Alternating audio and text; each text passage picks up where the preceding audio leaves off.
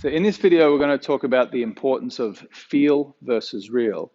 Essentially, what we're feeling in the swing versus the reality when we're looking to make change. Now, it's very important to understand when we're working with you, often we're going to be getting you to get out of your comfort zone in order to make a change. Now, the concept would be, let's say if you're playing golf, for example, maybe you might be working on something, or you're trying to hit a certain shot shape, you're going to be working on a small feel, and let's call that feel between 1 to 2. It's a very soft feel. It's very easy to play with and it's very easy to manage.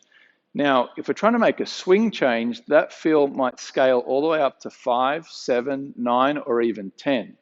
So the example would be if a student comes to me and let's say they've got a swing pattern where the club's being rolled open and to the inside, making it very difficult to get the club face back squarely on the golf ball.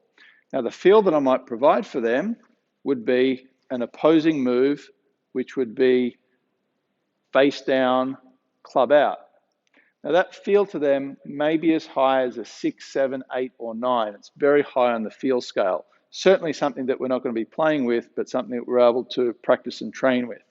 Now, by rehearsing this movement, this extreme feel, what that's going to allow us to do is actually swing the club into a pretty, would say, normal range of motion, something that's going to be a lot more usable when we're trying to make a change. So we have two ends of the spectrum. We have one that's being rolled open and way inside, and we have one that's extremely out and down, completely opposite ends of the spectrum, as I mentioned. Now, the reality is when we actually go to swing, the club's going to be fitting somewhere in this space, a much more manageable position.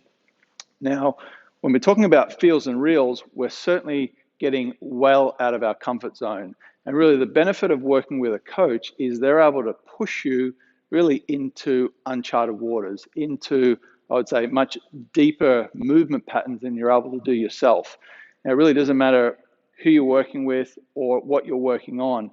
Unless you can sometimes move out of your comfort zone, it's very hard to make a really heavy swing change. Small ones, yes, but really heavy, no.